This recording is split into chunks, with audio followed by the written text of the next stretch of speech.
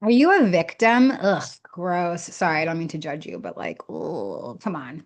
So I'm hosting a workshop, Breaking Victim Mentality. Trust me, we literally all need this workshop in our lives. And I want to talk about a couple of the different ways that people can show up as a victim. So, like, one of the ways is the blame loop. It's always everybody else's fault. Oh, I didn't get this job because this other person did, or my hair doesn't look right because the hairdresser messed it up, or my clothes don't fit me right because Oreos taste so good. Whatever it is, you're acting like a victim. Okay. You can't blame other people. Why don't you try taking some responsibility for what's going on in your life? Sorry, I'm being so sassy, but my victim still kind of pisses me off a little bit. The other kind of victim is the one who wants control, right? If I can get things to go exactly how I want them to, then everything will be okay and I won't be a victim. But guess what? That's impossible. Another one is like that defensive kind of victim who gets any kind of feedback. Like, for instance, if you had a transformation coach who was calling you out on your victim mentality, and then you were like, well, she just doesn't understand me. She doesn't get me. She doesn't know what I've been through. That would be a type of victim mentality as well. The martyr energy, that's another victim that comes up. So when you're doing so much for everyone else and when nobody acknowledges all the hard work that you've been putting in, showing up as a martyr, victim. What else do we got? God, when you're so attached to your story. So telling this very sad story about all the ways that the world has victimized you and not taking an empowered stance on it, that's victim consciousness 101.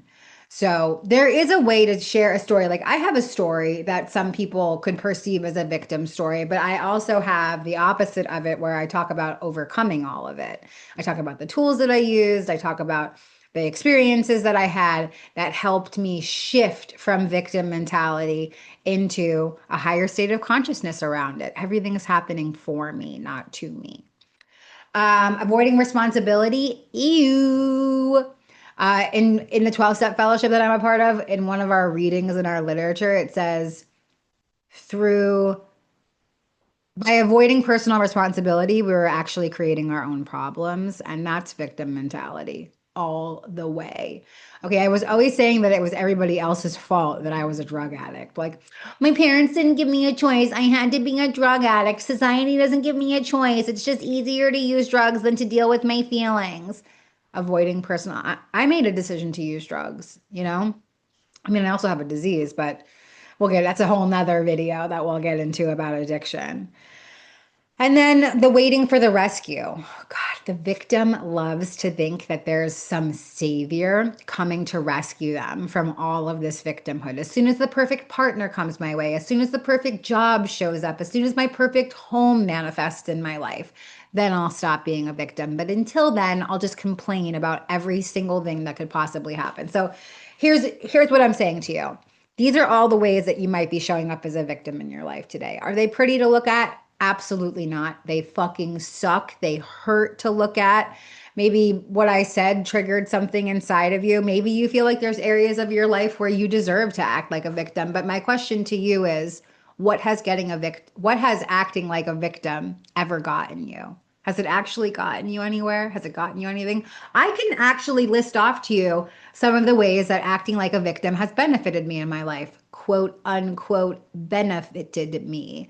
Like, for instance, sometimes I would share my sob story and people would give me drugs.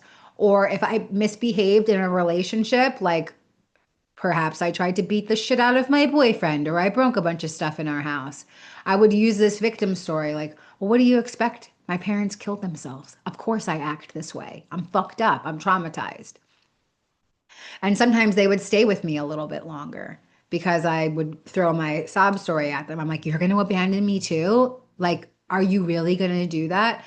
So I do have some evidence in situations where victim mentality got me a little further, but really it was just keeping me afloat in a fucking sinking ship.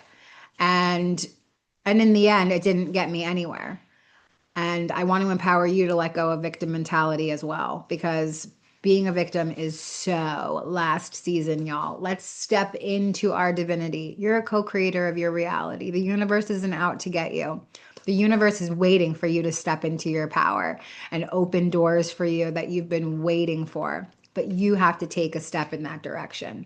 You can't do both, okay? You can't hold on to the garbage of the past and expect to bring it into your brand new life with you. So why don't you come do yourself a favor, join me for my workshop. It's on October 19th at 2 p.m. Eastern, I think, question mark. The info will be in the liner notes of this episode. I always save scholarships. If you feel like this workshop is for you and you can't afford it, please reach out to me so that you get to come for free.